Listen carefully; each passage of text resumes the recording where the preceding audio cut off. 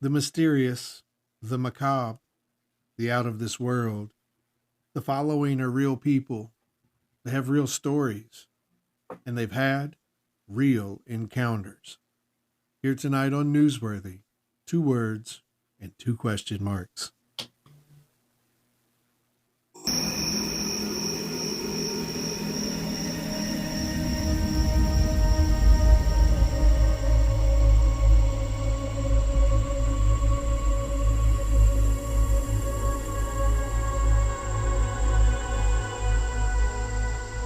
He's alive! Have you checked the children? Get out!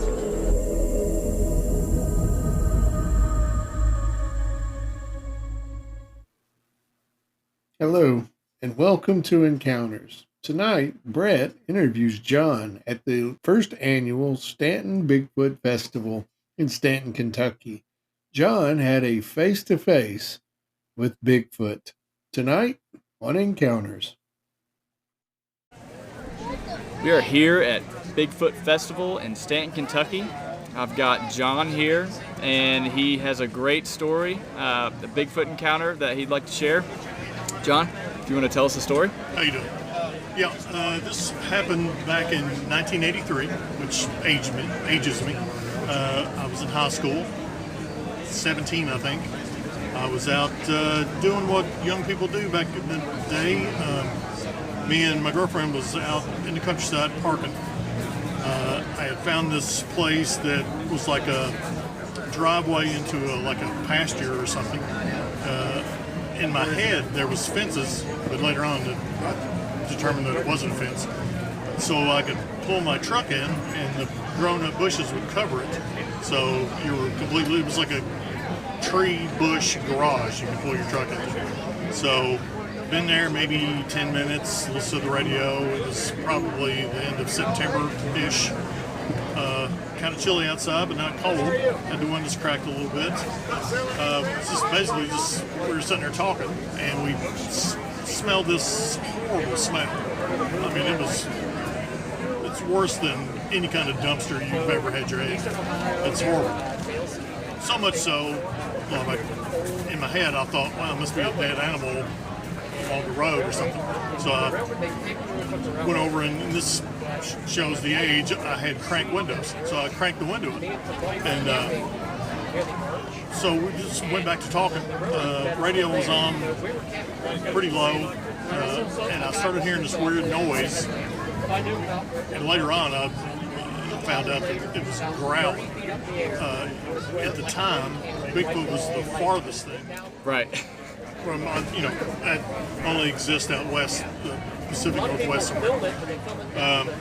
So I thought it was a sick cow because the growling was like a raspy breathing kind of thing. Right.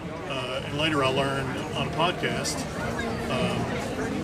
same guy that recorded the Sierra sounds, he mentioned that. Somebody else had brought that up. Yeah. I'm like, oh, that's what that was. So, and we could hear the steps. It would pace like a half moon around the truck. You could hear it bump, and it was definitely bipedal. You could hear that growling or heavy breathing, and my girlfriend at the time, she's like kind of getting freaked out. She's like, "What is that?" I'm like, "I think it's a sick cow." I didn't Right. know. So I kept doing it. Kind of started to get kind of wigged out myself. I'm like, let's go back into town. So, started the truck and went away. A couple weeks later, and this is how I know the fence wasn't there. I went with a friend of mine to Lexington, and we drove that way. I'm like, in my head, I didn't ever mention it to my friend. Right.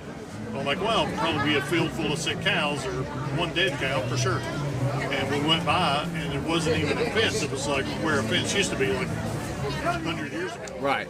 It was just beat down, scrubbed, and I thought that was weird, and I just put it back in my memory.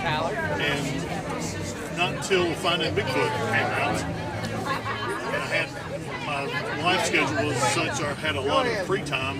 late at night. Right. So I got on the internet and fell into the deep hole of Bigfoot stuff. And I kept reading these reports, and it was triggering memories like, yeah, that's just like what happened to me. Wow. So you had never really thought of it until then? No.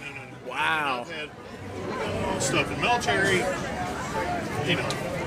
all kind of just crazy shit. But, Wow, that's incredible. So I went back and deep dove that.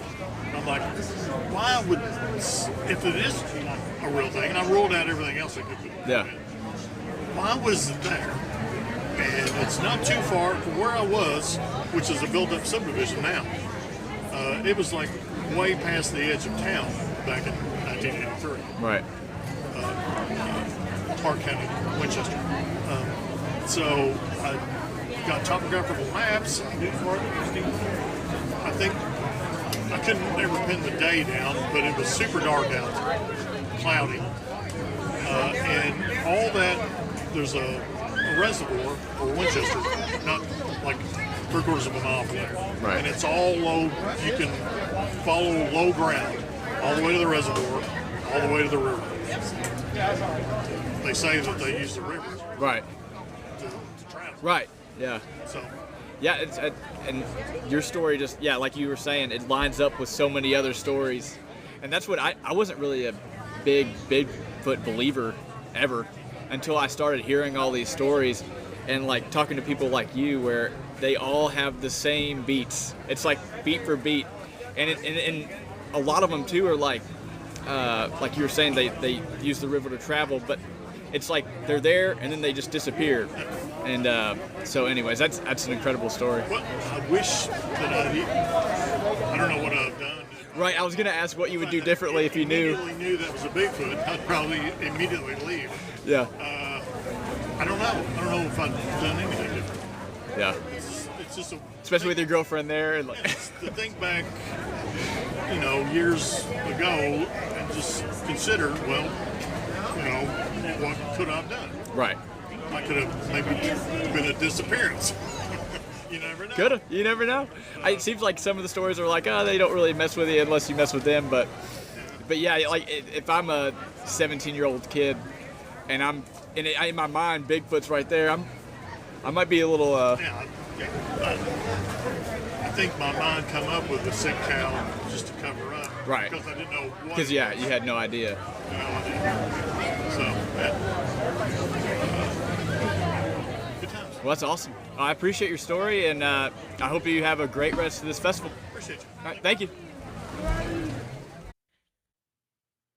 And Jerry, if you can't see the light, Be the light.